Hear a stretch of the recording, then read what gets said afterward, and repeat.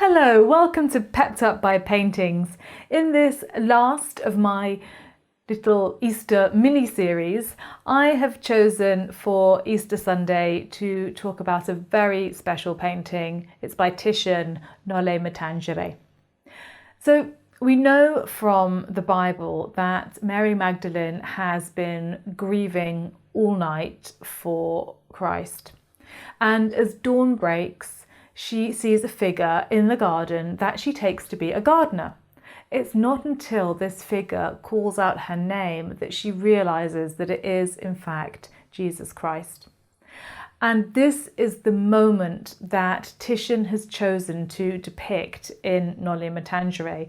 She drops to the floor, she puts out her hand as though to touch Jesus, but he moves away slightly from her and says, "No, don't touch me. Noli me tangere." This could seem a little bit odd, especially since St. Thomas puts his finger actually into Christ's wound. But what he's actually saying here, I think, is you don't need to touch me. I'm no longer a physical presence. I am now always going to be by your side, but just not in the way that I was before. And then he tells Mary Magdalene to go out and spread the word.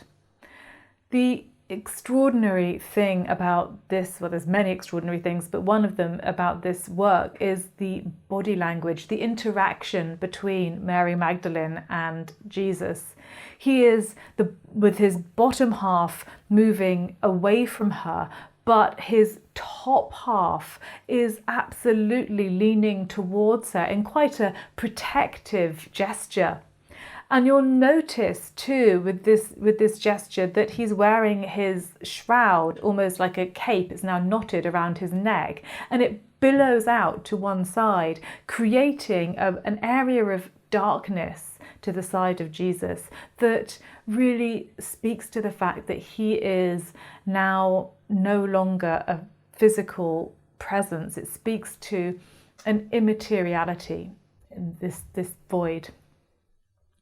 I'm always struck as well by the beauty and the delicacy of Mary Magdalene, this beautiful little face as she is looking at Christ with absolute wonderment. There must be a million things going through her mind at this point. So with one hand, she is reaching out to Christ, but with the other hand, if you notice, she is holding her jar of ointment. So perhaps she's thinking immediately, oh, I can help to heal Christ. Perhaps that's her first thought.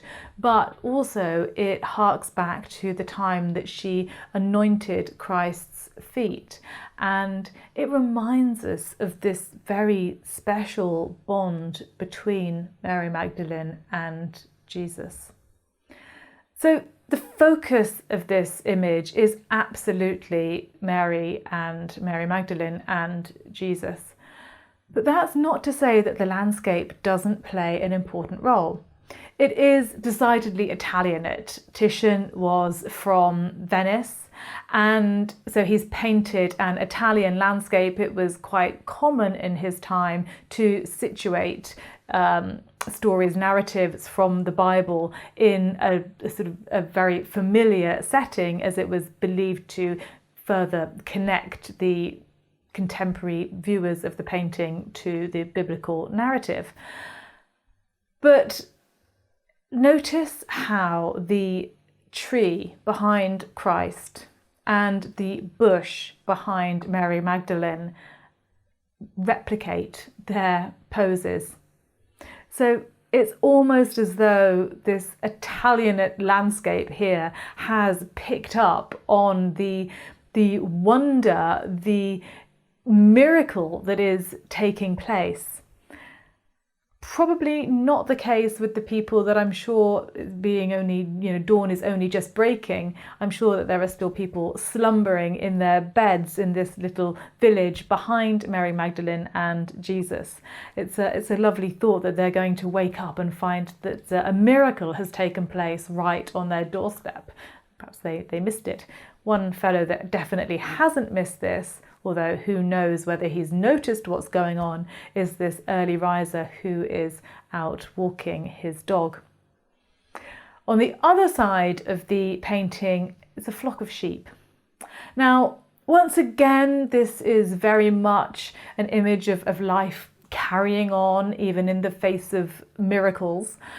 But I think nothing is included in most works of art, certainly not in Titian's, for no reason. And so I think this is explicitly to remind us both of Christ as the sacrificial lamb, but also more pertinently here of Christ as the good shepherd.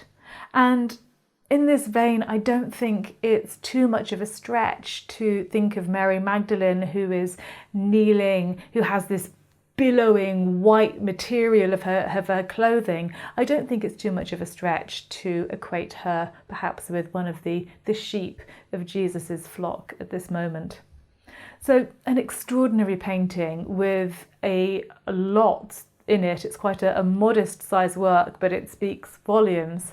But for me, this interaction between Jesus and Mary Magdalene makes it one of the most powerful images of the resurrection. I'm Lynn from Beyond the Palette. For now, bye.